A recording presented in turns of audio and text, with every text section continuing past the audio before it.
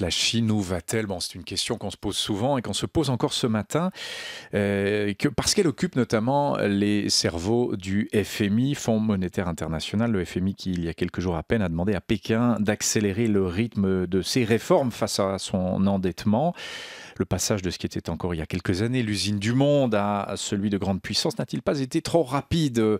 On pose la question à un grand spécialiste du pays, spécialiste de l'Empire céleste, chargé de cours à l'EPFL et à l'Université de Lausanne. Bonjour Marc Lapérouse. Bonjour. Merci d'être notre invité. J'allais dire à nouveau, parce que je me souviens, il y a quasiment une année, on vous recevait dans ce studio pour parler de la Chine aussi. Vous nous faisiez part, après un long séjour en Chine, vous nous faisiez part de votre inquiétude, oui, en tout cas, de vos sentiments mitigés sur cette économie chinoise qui donnait des signes d'essoufflement, d'entreprises d'État assez mal en point, moi je me souviens très bien, de services peu développés. C'est un sentiment, oui, un peu mitigé. Vous l'avez toujours, là, une année après? Oui, effectivement, je l'ai toujours, et je crois que c'est du reste aussi ce que relève le Fonds monétaire international, qui souffle un peu le chaud et le froid, dans le sens où à la fois ils ont rehaussé un peu leurs prévisions de croissance. D'un demi-point. Voilà, je crois, mais au lieu de continuer à descendre quelque part, on est plutôt en train de se stabiliser là, à 6,7% de croissance. Par contre, il y a vraiment, le FMI attire l'attention sur le fait que ces entreprises d'État sont une des grandes problématiques de l'économie chinoise aujourd'hui.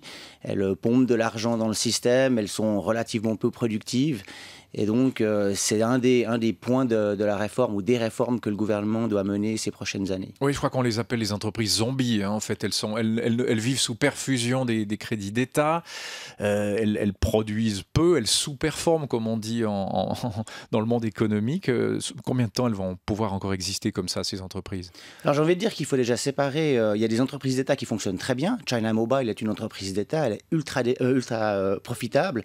Et vous en avez d'autres qui sont peut-être plus dans les entreprises, dans des secteurs miniers ou des secteurs qui sont un petit peu en retard, qui alors elles souffrent, et c'est vraiment elles qu'il faut réformer. Ça, c'est le reliquat de la période communiste.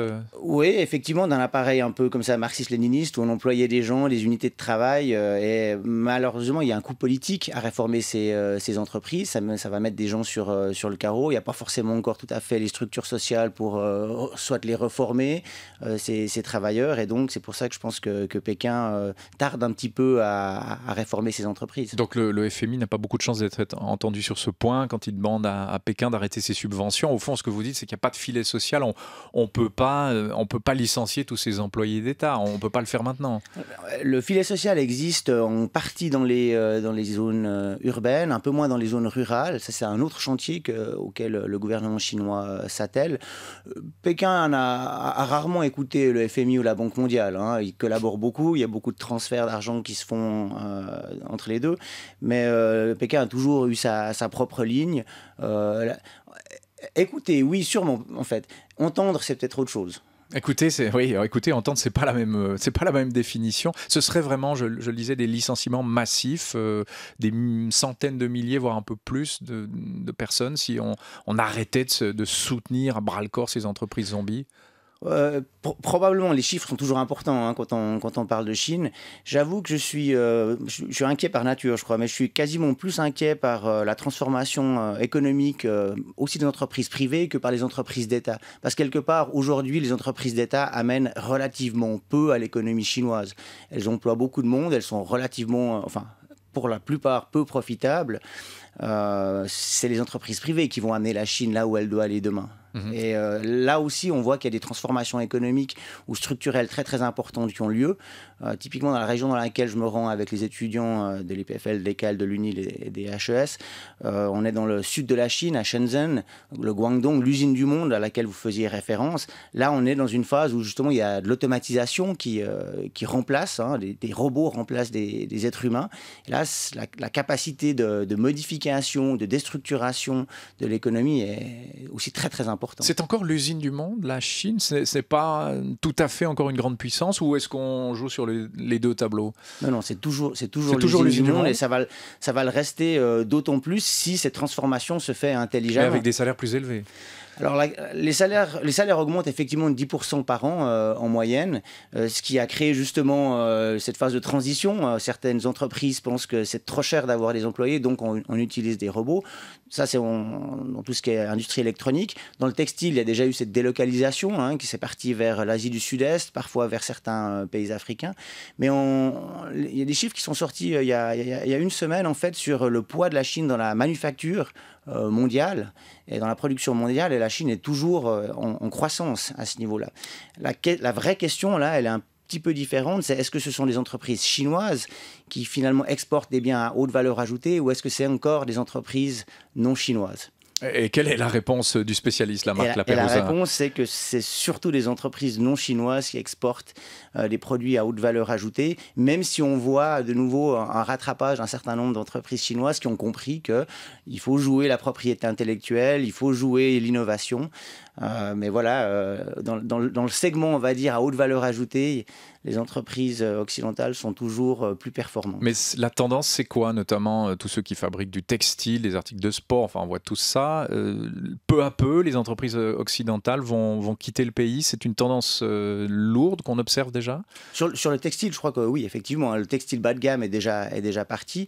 Dans le textile déjà un peu plus haut de gamme, là, il y a les entreprises, c'est souvent des joint ventures hongkongais qui, eux, sont montés en gamme, font vraiment des produits intéressants avec des designers internationaux, mais ils servent vraiment le sommet de la pyramide au niveau du marché.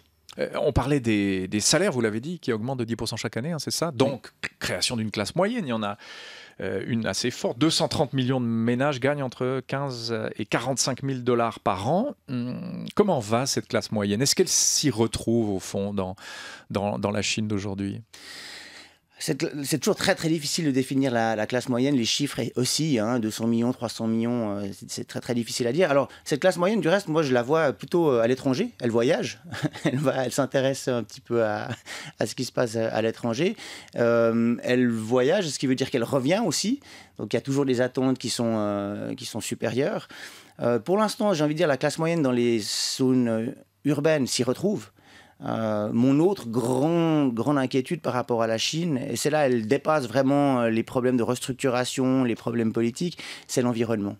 Et là, j'ai envie de dire d'autant plus qu'une fois qu'on a voyagé, qu'on a vu qu'à l'étranger, effectivement, l'environnement se porte bien ou se porte mieux, le retour à la maison peut être parfois un peu difficile. On a beaucoup parlé de la Chine ces dernières semaines suite à l'annonce de M. Trump de se retirer de l'accord de Paris, COP21. On a dit, mais du coup, c'est tout bon pour la Chine qui peut se présenter désormais comme leader en la matière, leader en matière de lutte contre le réchauffement climatique et toutes ces sortes de choses. C'est pas vrai? Vous êtes inquiet, vous, plutôt? Non, je suis inquiet. Alors, le leadership, effectivement, il y a un espace pour prendre le leadership au niveau des discussions internationales. La Chine, ça fait, je crois, 3 ou 4 ans que c'est le pays qui installe le plus d'énergie renouvelable au monde. Donc là, le geste, il est là. La question, c'est est-ce que ça va suffire? Donc ça, c'est vraiment... Est-ce que la demande énergétique ne va pas plus vite que le rythme d'installation d'énergie renouvelable? Et là, j'ai mes doutes. Tout est une question de proportion, évidemment. Vous avez des doutes? Pourquoi? Ça veut dire que la croissance est quand même plus forte que le nombre d'éoliennes ou de stations solaires qu'on installe. C'est un peu l'arbre qui cache la forêt. On est dans ce scénario-là? Si on regarde le mix énergétique, on a toujours quasiment 2 tiers du pourcentage de l'énergie qui provient du charbon.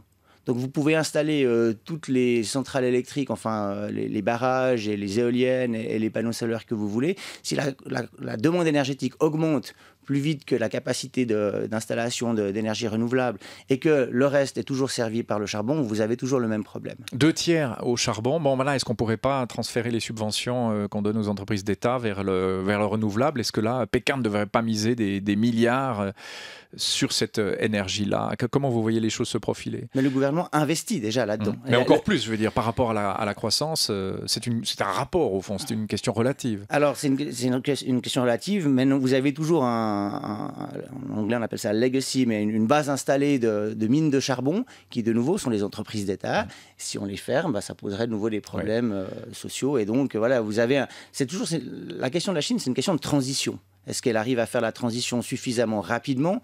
Je pense que c'est aussi un des messages du FMI, c'est de dire vous avez une fenêtre d'opportunité de réforme qui est gentiment en train de se fermer. Pour moi, c'était la présidence précédente qui aurait dû s'en occuper. Donc on est déjà en retard, on a déjà pris du retard là? Oui, enfin, personnellement, je pense qu'effectivement, on a pris du retard. Xi Jinping a une poigne de fer, hein, c'est un président extrêmement fort, il continue les réformes, mais de nouveau, il a la capacité de n'importe quel pays à se réformer, on le voit en France, on le voit en Suisse, on le voit en Europe, va peut-être parfois un peu moins vite que l'économie, ou que les besoins d'une économie. Donc quand on dit de manière un peu empirique comme ça, la Chine, nouveau leader écologique mondial, c'est pas tout à fait vrai, c'est même relativement faux. Alors, il y a la volonté du gouvernement est là, l'argent est là. De nouveau, est-ce que la politique va plus vite que l'économie? Oui, là, la réponse est en suspension encore, Marc Lapérouse. On a eu quelques nouvelles aériennes ou aéronautiques en provenance de Chine. Hein. On a inauguré le premier vol d'un avion de ligne made in China, pas un très très gros transporteur, mais enfin il était quand même assez conséquent cet avion. Ça, c'est une nouvelle dynamique, ça va faire repartir la Chine dans une bonne direction.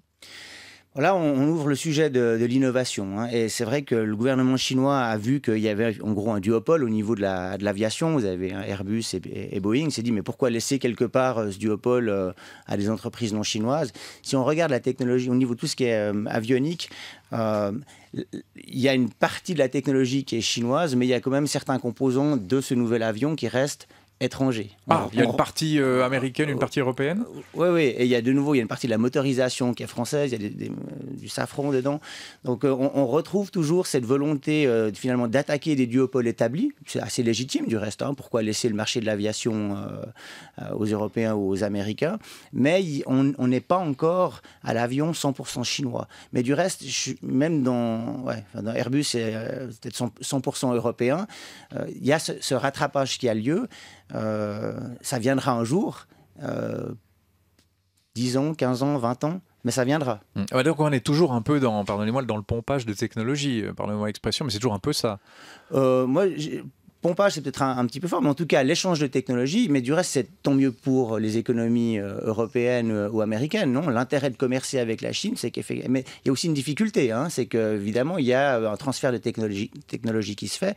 Est-ce que ce transfert sert les intérêts européens ou américains à long terme? Ça, c'est une autre question. C'est quoi le but de la Chine? Pardonnez-moi cette question un peu basique. C'est un but de domination économique ou de domination géopolitique, notamment sur ses voisins? Je pense que j'aime pas le terme de domination. Il y a une leadership en français, si vous préférez. Non, peut-être leadership, mais je pense que politiquement, il y a une volonté. Bon, il y a la taille du pays. Hein, il y a d'abord effectivement de servir les citoyens. Après, voilà, historiquement, la Chine était très très importante, 16e, 17e, 18e, milieu du 19e siècle. D'accord, il y a à peu près une volonté de revenir à la place qui lui revient du part de sa démographie. Maintenant, effectivement, il y a une question, et ça pose des questions géopolitiques, d'approvisionnement en énergie, et peut-être effectivement aussi de présence sur d'autres continents, là où il y a de l'énergie à aller chercher.